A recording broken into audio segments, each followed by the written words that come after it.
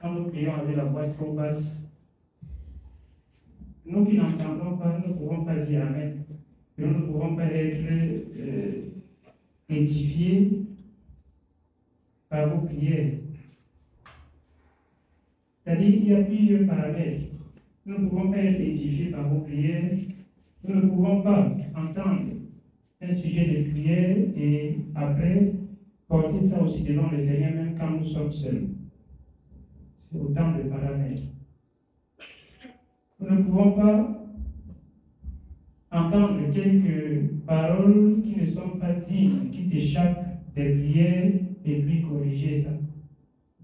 Amen. C'est ce qu'il faut faire. Il faut toujours prier littéralement. Parce que nous prions de façon individuelle, et c'est bien.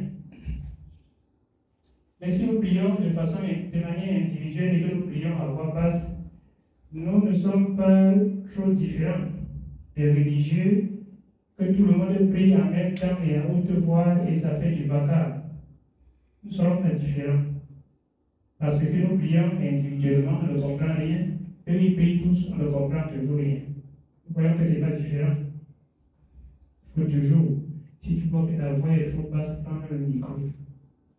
C'est très important. Pour qu'on puisse t'écouter. Amen. Si c'est trop basse, prends le micro. Pour qu'on t'écoute. Et autrement, ça sera comme si nous sommes en train de parler en langue. Si tu parles en langue, comment celui qui est dans les rangs du peuple répondra-t-il Amen à ton action de grâce, puisqu'il ne comprend pas ce que tu dis. Tu pries trop basse, je ne comprends pas ce que tu dis, je ne peux pas dire Amen. Le Seigneur nous bénisse. Nous allons nous exhorter dans 1 Corinthiens chapitre 1. Nous lisons 1 Corinthiens au chapitre 1, à partir du verset 1. Paul, appelé à être apôtre de Jésus-Christ par la volonté de Dieu et le frère de Sosthène, à l'église de Dieu qui est à Corinthe, à ceux qui ont été sanctifiés en Jésus-Christ, appelés à être saints, et à tous ceux qui invoquent en quelque lieu que ce soit le nom de notre Seigneur Jésus-Christ, leur Seigneur et le nôtre. Que la grâce et la paix vous soient données de la part de Dieu notre Père et du Seigneur Jésus-Christ. Je rends à mon Dieu de continuelles actions de grâce à votre sujet pour la grâce de Dieu qui vous a été accordée en Jésus-Christ. La grâce de Dieu nous a été accordée en Jésus-Christ et l'apôtre rend grâce pour ça. Il rend grâce pour ça. Et c'est vrai, la grâce de Dieu nous a été accordée en Jésus-Christ. Mais il y a des questions. Ce qu'on va lire plus bas, il y a des questions qu'il va falloir qu'on se pose. Que chacun puisse se poser. On continue au verset 5. Car en lui, vous avez été comblés de toutes les richesses qui concernent la parole et la connaissance. En lui, vous avez été comblés de toutes les richesses qui concernent la parole et la connaissance. Ça, c'est la question que nous devons nous poser à notre tour. Nous devons nous poser cette question. Est-ce que nous avons été comblés de toutes les richesses en ce qui concerne la parole et la connaissance? Chacun doit se poser ça à son niveau.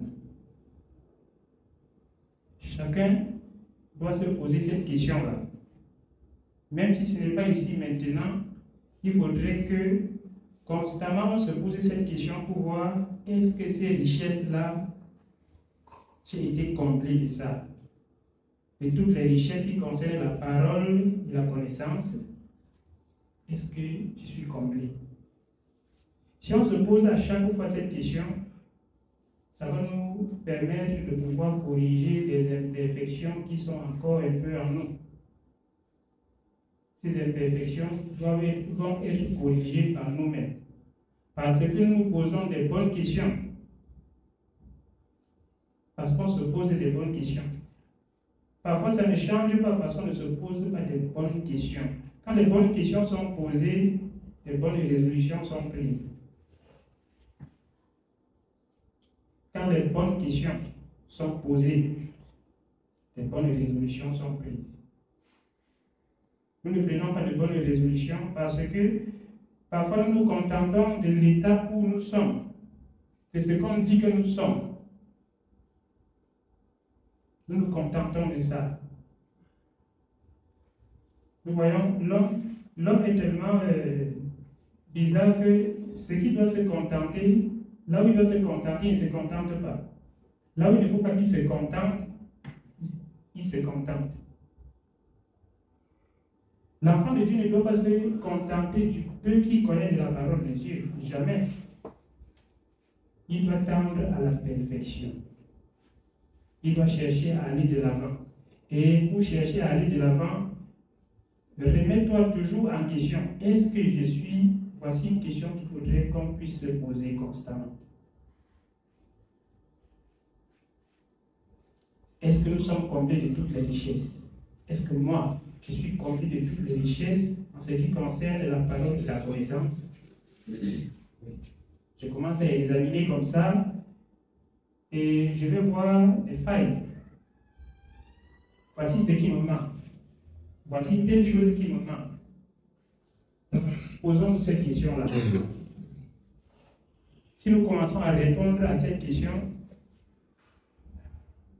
beaucoup de choses vont changer à notre avantage. Beaucoup de choses. N'oublions pas ça.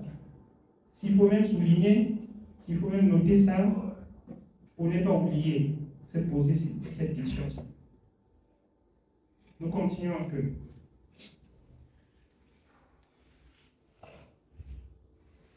Nous prenons verset 5.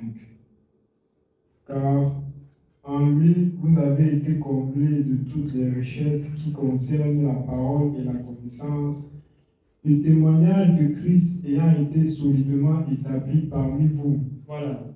Le témoignage de Christ ayant été solidement établi parmi vous. Moi, je comprends, ce soir, on va se poser ces questions-ci. Quand l'apôtre dit ça, ça ne veut pas dire que automatiquement c'est établi parmi nous. Vous comprenez? Ça ne veut pas dire qu'automatiquement c'est établi parmi nous. Ce jour-là, il écrivait aux Corinthiens et il voyait ce qui se passait au milieu de ces Corinthiens-là, de ses propres yeux. Et il disait, je vois que le témoignage de Dieu est solidement établi parmi vous. C'est resté écrit. Pas pour que quand nous lisons, nous nous contentons que non, il est écrit que le témoignage de Dieu est solidement établi parmi nous. Et puis on s'arrête là. C'est resté écrit pour qu'on puisse se poser la question, est-ce que c'est établi parmi nous comme c'était établi parmi les Corinthiens? Amen. Il faudrait qu'on se pose cette question.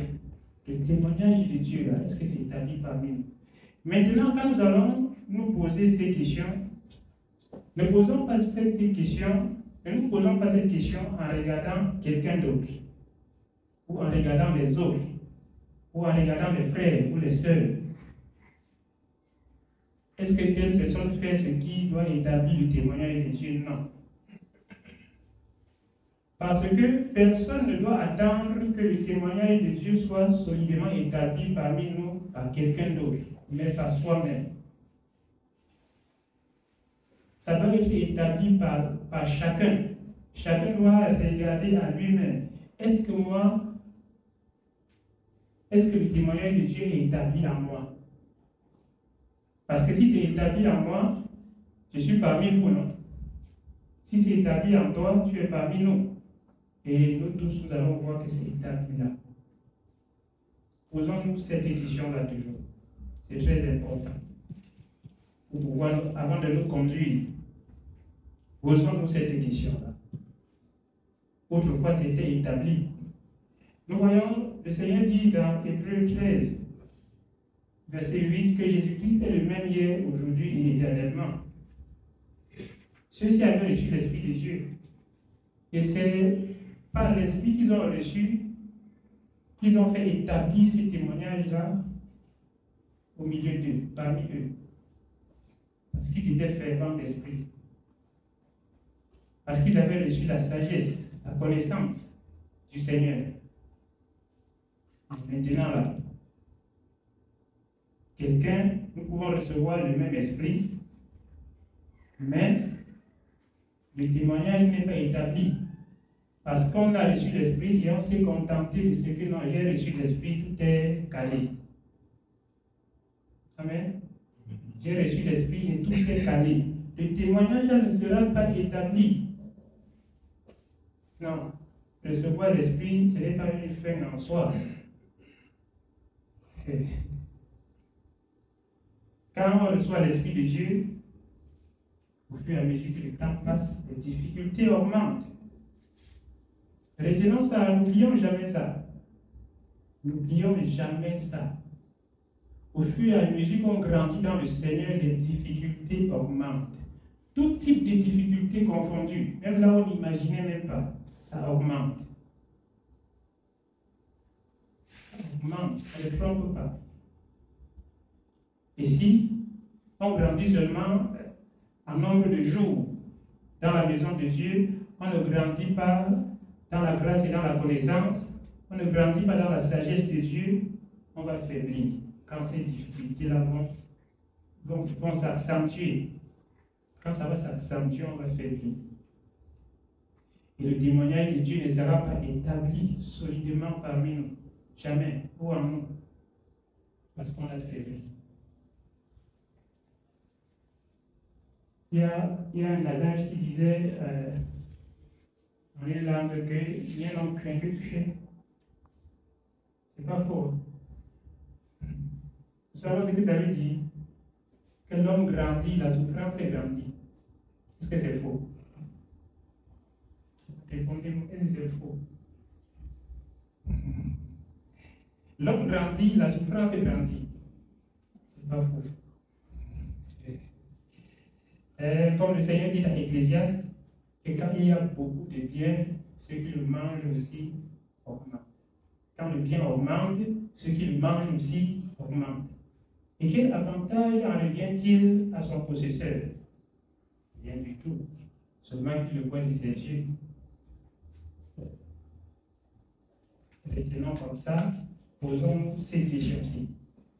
Est-ce que telle chose, le témoignage est établi en moi? Est-ce que cette chose-ci s'est faite en moi comme le Seigneur voudrait? Ça va nous permettre de nous dégager de quelques pièges qui nous retenaient. Ça va nous permettre de nous dégager.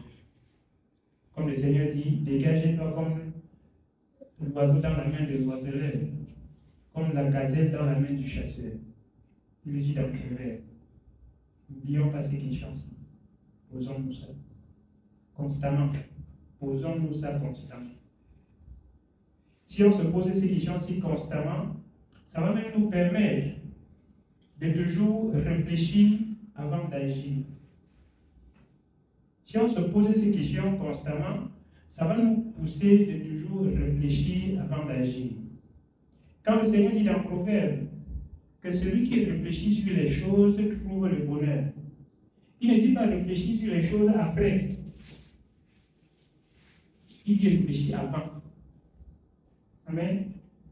Il ne dit pas réfléchir après. Parce qu'on peut comprendre et réfléchir sur les choses, on dit non, j'ai quand même réfléchi dessus, pourtant c'est passé. On a déjà atteint le point de non-retour avant de réfléchir. Ouais. Quand on atteint le point de non-retour, même si on a une réflexion de faire, ça ne change rien. Donc, celui qui réfléchit sur les choses trouve le bonheur, c'est de réfléchir avant. Et faire maintenant la chose en connaissance de cause. Que le Seigneur nous accorde la grâce d'agir de cette façon-ci. Si on agit de cette façon-ci, on va trouver le bonheur. Le bonheur va se placer sur notre chemin. Le bonheur va nous accompagner. si on agit comme ça. Nous continuons encore un peu.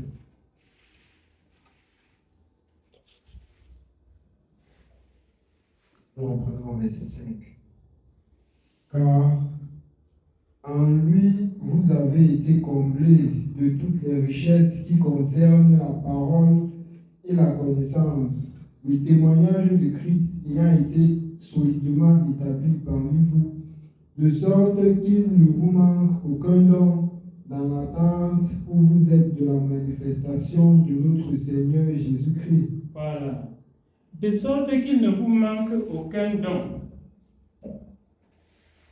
Mais, de sorte, c'est tellement établi que de sorte qu'il ne nous manque aucun don.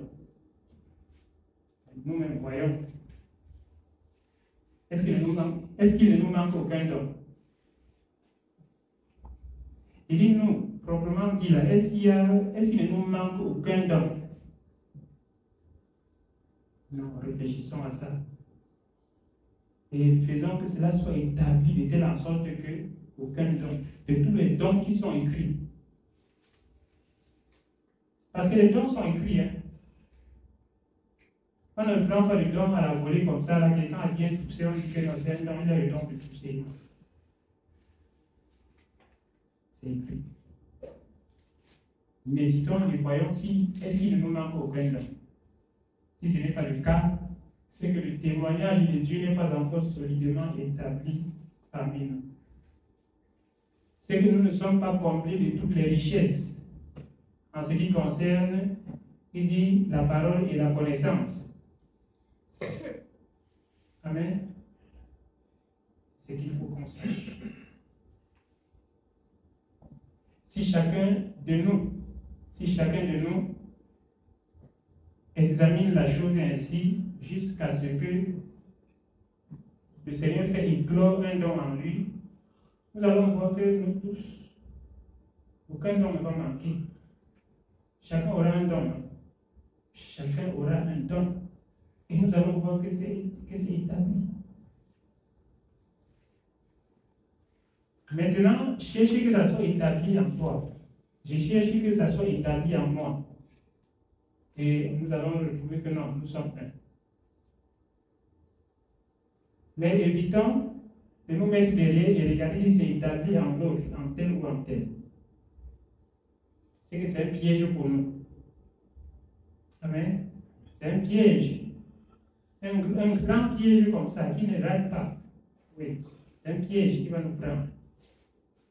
Si au lieu de regarder est-ce que c'est établi en moi, je commence à regarder le frère là, regarde est-ce que c'est même établi en lui, est-ce que c'est établi en elle, est-ce que ce qu'on a dit là est vit même ça, est-ce qu'elle réfléchit même souvent avant de faire ça.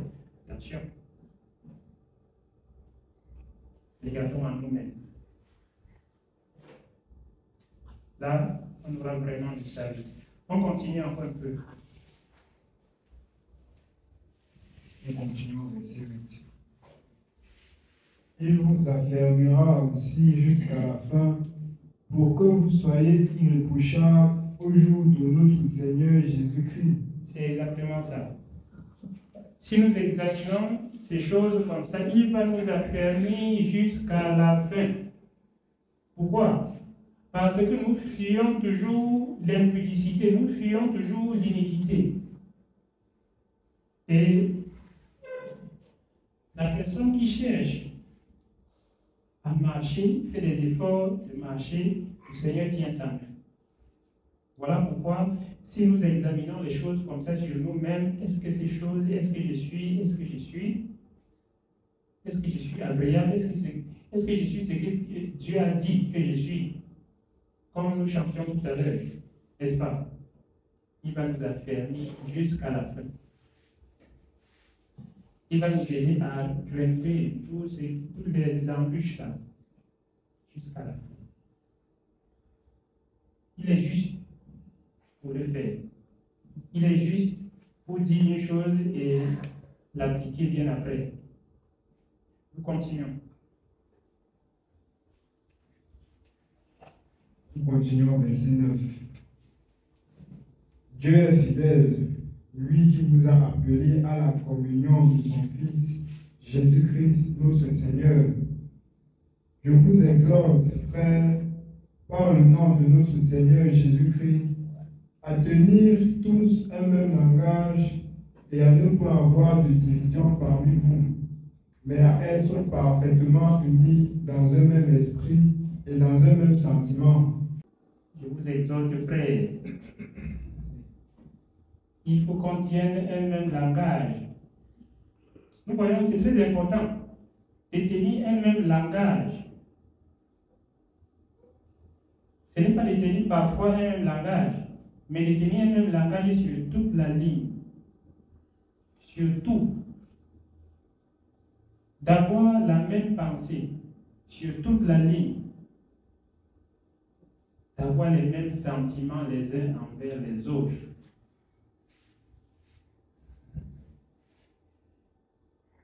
Donc, je disais, jusqu'à ce que ne regarde pas si quelqu'un a un bon sentiment envers toi ou non. Amen. Ne regarde pas ça. Et le bon sentiment envers tout le monde. Et si moi je fais de même, nous allons voir à la fin que nous avons les mêmes sentiments. Ayons la même pensée. Nous n'allons pas prendre ça ailleurs. Donc, on ne prend pas la même pensée ailleurs. Ce n'est pas que je reste comme ça, je réfléchis comment est-ce que tu es en train de penser et je cherche à penser comme toi. Non. Mais nous devons tous, ça c'est ce que le Seigneur veut dire, nous devons tous avoir la pensée de Christ. Nous voyons, nous devons tous avoir la pensée de Christ. Avoir le langage de Christ. Avoir les sentiments de Christ. Voilà pourquoi la parole de Dieu nous dit ayez en vous les sentiments qui étaient en Jésus-Christ. Amen. Ayez en vous les sentiments qui étaient en Jésus-Christ. Voilà pourquoi je dis les mêmes pensées, le même langage, les mêmes sentiments, nous n'allons pas prendre ailleurs. Ce n'est pas que je vais te regarder et imaginer que tu penses comme ça et je veux chercher à penser comme toi. Nous tous, faisons comme Job. Job disait, Seigneur,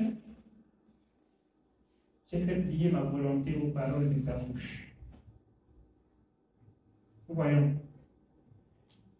C'est-à-dire que chacun de nous laisse ses propres sentiments de côté, ses propres pensées de côté, laisse son propre langage de côté et prend tout ça dans le Seigneur Jésus-Christ. Si nous tous nous faisons ici, c'est automatique que nous ayons le même langage, les mêmes pensées, les mêmes sentiments. Si nous tous on fait comme nous lisons là. N'oublions pas ce que nous avons lu plus haut. Nous devons examiner ces choses et comprendre maintenant que chacun de nous doit s'efforcer à abandonner ses propres pensées. Parce que les pensées de l'homme ne sont pas bonnes. Vous conviendrez avec moi que la pensée de l'homme, aucun homme sur la terre n'a une bonne pensée. Il n'existe pas. Je pourrais dire qu'il a existé autrefois, c'était Jésus-Christ. En dehors de lui, aucun homme, il n'existe pas. Même moi qui vous parle là, je ne suis pas exclu. Si je veux prendre mes pensées moi-même, c'est terrible. Hein? Les pensées sont terrifiantes. Si je veux employer mon langage, non, personne ne va me supporter. C'est-à-dire, si je veux produire mes propres actions, non, ça sera grave pour tout le monde. Aucun homme n'a rien de bon en lui-même. Voilà pourquoi le Seigneur nous dit, ce soir, faisons des efforts. Il nous dit ailleurs, je crois que c'est dans 1 Pierre, faites tous vos efforts pour joindre à votre foi telle et telle chose, faites tous vos efforts. Si les efforts ne sont pas faits, rien ne va marcher. Amen. Rien ne va marcher. C'est pour ça que Dieu lui-même a dit, faites tous vos efforts pour joindre à votre foi la piété. À la piété, l'amour fraternel. Comprenons encore que faisons tous nos efforts pour mettre au champ, pour piétiner nos pensées, pour piétiner notre propre sagesse, pour piétiner notre langage, afin de prendre tout ça en Christ. Et nous allons retrouver que nous sommes en harmonie tellement que vraiment, on n'a jamais vu ça auparavant. Amen. Nous allons voir que l'harmonie qui va rester, ou alors l'harmonie qui va régner, c'est incomparable. Je continue encore un peu. Nous continuons au verset 11. Car, mes frères, j'ai appris à votre sujet par les gens de Chloé qu'il y a des disputes au milieu de vous. Je veux dire que chacun de vous parle ainsi. Moi, je suis de Paul, et moi d'Apollos, et moi de Céphas, et moi de Christ. Christ est-il divisé? Paul a-t-il été crucifié pour vous, ou est-ce au nom de Paul que vous avez été baptisés? Je rends grâce à Dieu de ce que je n'ai baptisé aucun de vous, excepté Crispus de Gaius, afin que personne ne dise que vous avez été baptisés en mon nom.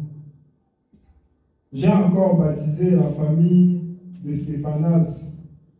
Du reste, je ne sache pas que j'ai baptisé quelque autre personne. Ce qui s'est passé chez les Corinthiens, c'est un enseignement pour nous. Comme il est dit dans 1 Corinthiens 10, que ces choses ont été mises par écrit pour votre instruction, afin que vous n'ayez pas de mauvais désirs comme ils en ont eu.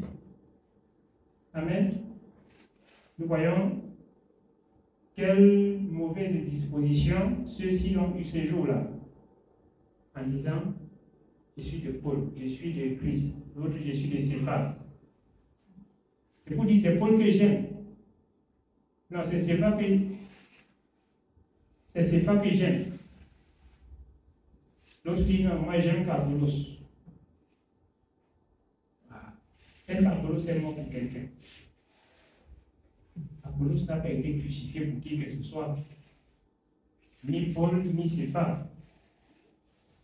Il parle de Céphas, Céphas c'est Pierre. Ni Paul, ni Céphas, personne. Mais c'est Christ. S'ils avaient vraiment pris tout ça, ils devaient voir Christ et non pas voir Apollos, non pas voir Paul, non pas voir Céphas. Ils devaient voir Christ. Amen. Ils devaient voir Christ. Ces choses restent pour nous un enseignement et une exhortation. Donc, nous continuons encore un peu. Nous continuons au verset 17. Ce n'est pas pour baptiser que Christ m'a envoyé, c'est pour annoncer l'évangile, et cela sans la sagesse du langage, afin que la croix de Christ ne soit pas rendue vaine. Voilà. Donc, ce n'est pas pour baptiser que Christ m'a envoyé, c'est pour annoncer l'évangile. Ce qui est le plus important dedans, c'est que, et cela sans la sagesse du langage. Quand il dit sans la sagesse du langage, ça veut dire quoi? Sans y mettre sa propre sagesse. Mais en utilisant que la sagesse de Dieu. Sinon, la croix de Christ sera rendue vaine. On va laisser de regarder la croix de Christ et regarder son éloquence. La sagesse qu'il met. Voilà pourquoi dans le livre de, ce soit 1 Pierre, soit 2 Pierre, le Seigneur dit que si quelqu'un parle, que ce soit comme annonçant les oracles de Dieu. Si quelqu'un remplit un ministère, qu'il le remplisse selon la force que Dieu communique, afin qu'en toute chose, Dieu seul soit glorifié. Amen. Dieu seul soit glorifié. Parce que si tu ne remplis pas le ministère seulement selon la force que Dieu te communique, à un moment donné, c'est toi qui seras glorifié et non pas Dieu. Amen. C'est toi qui seras glorifié. Il est venu annoncer l'évangile de Christ et cela sans la sagesse du langage. C'est Pierre qui a écrit l'autre. C'est Paul qui a écrit ceci. Et nous voyons qu'ils avaient le même esprit. Ça veut dire la même chose. Si quelqu'un remplit un ministère, qu'il le remplit selon la force que Dieu communique. Afin qu'en toute chose, Dieu seul soit glorifié. Seul, lui seul. Voilà pourquoi il dit souvent que même quand tu veux rendre témoignage, n'assaisonne pas. Amen. N'assaisonne pas. Non, non. Si le Seigneur a fait et que tu vas dire, les hommes vont voir que ce n'est pas attrayant, on s'en fout. On ne dit pas, on ne rend pas témoignage pour que ça soit extraordinaire aux hommes. Mais on rend témoignage de ce que Dieu a accompli pour nous. Un point, c'est tout. Amen. Selon la force que Dieu communique, selon ce que Dieu a fait. Il est venu annoncer sans la sagesse du langage. Il tirait sa sagesse du Seigneur. Voilà pourquoi il dit ailleurs, si je vis, ce n'est plus moi qui vis, mais c'est Christ qui vit en moi. Nous continuons. Nous continuons les études. Car la prédication de la croix est une folie pour ceux qui périssent, mais pour nous qui sommes sauvés, elle est une puissance de Dieu.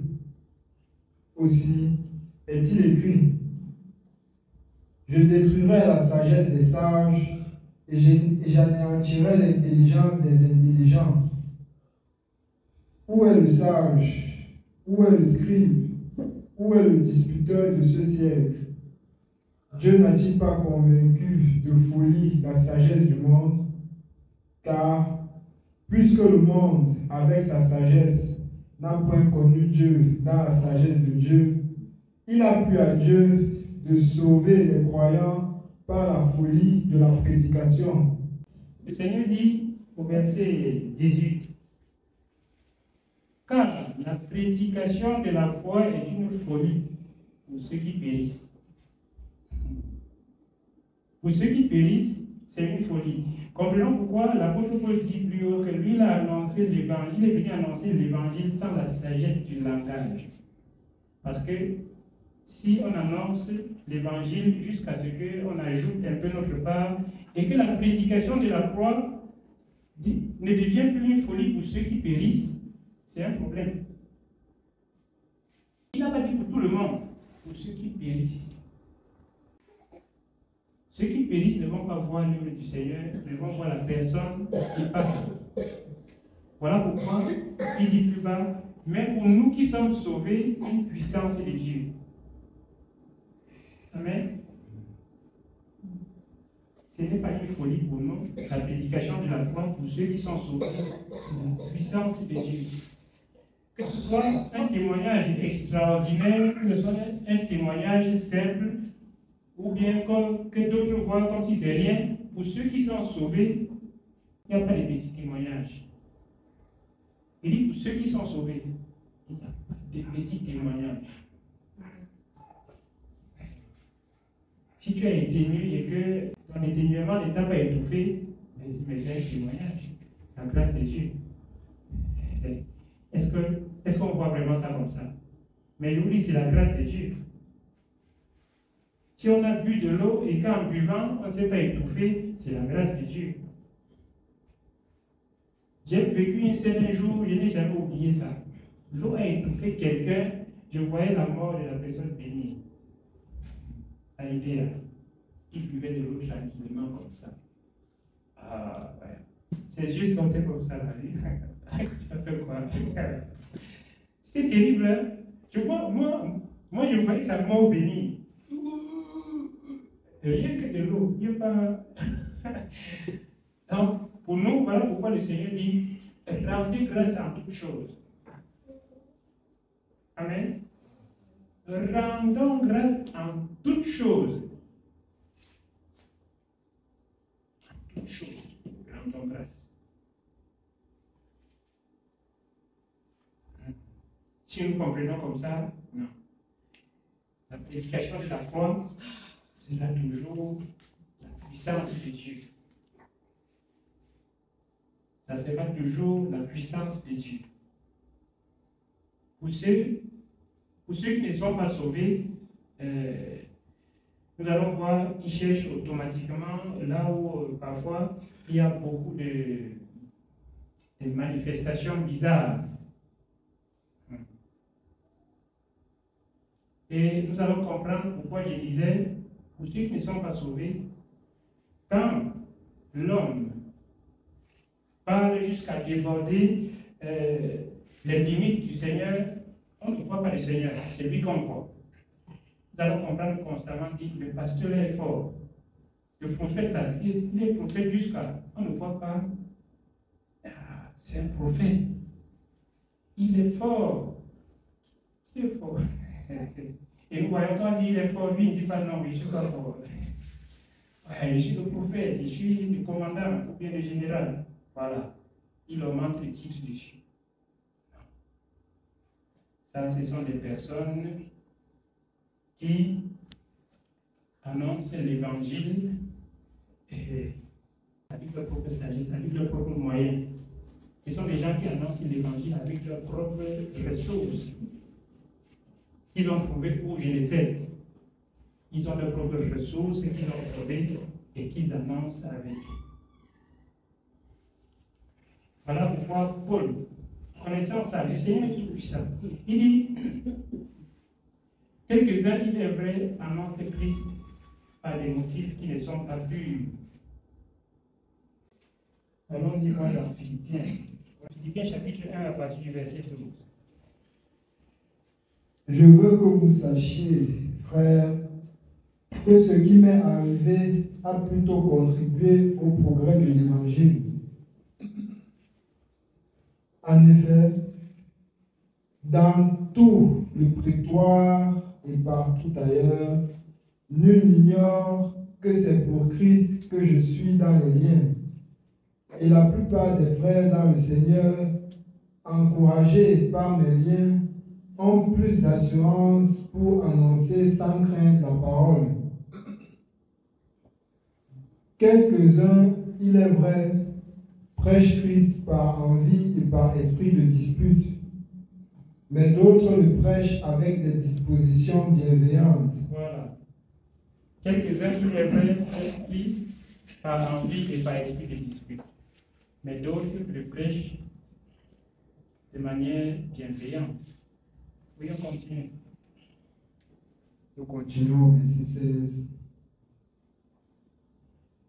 Ceux-ci agissent par amour, sachant que je suis établi pour la défense de l'Évangile, tandis que ceux-là, animés d'un esprit de dispute, annoncent Christ par des motifs qui ne sont pas purs et avec la pensée de me susciter quelques tribulations dans mes liens. Voilà. Il dit, ceux-ci agissent par amour, sachant que je suis dans les liens.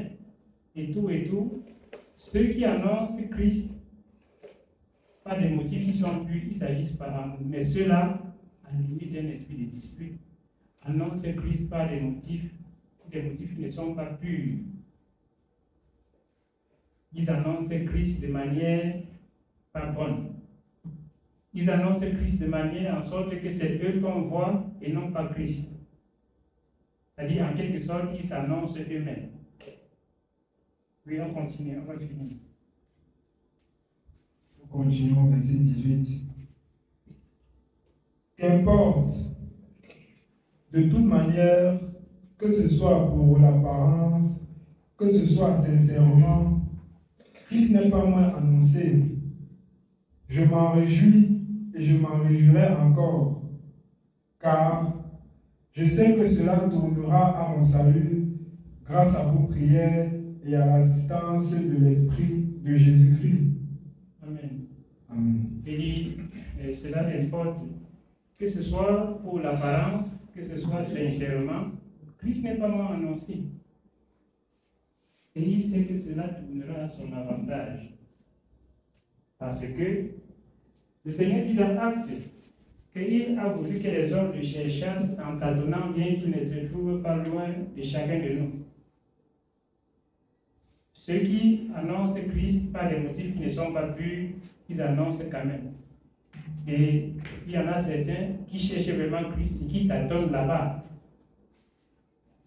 Et ils ont entendu quand même Christ. Autant marqué, ils vont trouver Christ parce qu'ils sont en train de le chercher. Voilà pourquoi il dit qu'il sait que cela tournera à son avantage. Grâce à nos prières.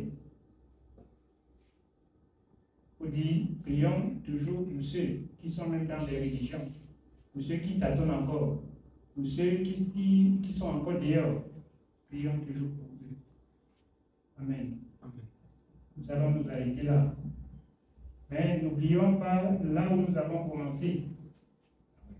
Posons-nous ces questions-là constamment. Relisons et puis on garde ça pour se poser ces questions-là constamment. Est-ce que ceci est établi en moi? Non, ce n'est pas établi en moi. Je dois faire tous mes efforts pour joindre ceci à ce qui est déjà établi en moi. Je dois faire mes efforts pour joindre ça. Amen. Je sais que les religieux disent que quand on a plus d'efforts à faire, c'est faux. Le Seigneur lui m'a dit qu'on va faire des efforts. Le Seigneur nous bénisse.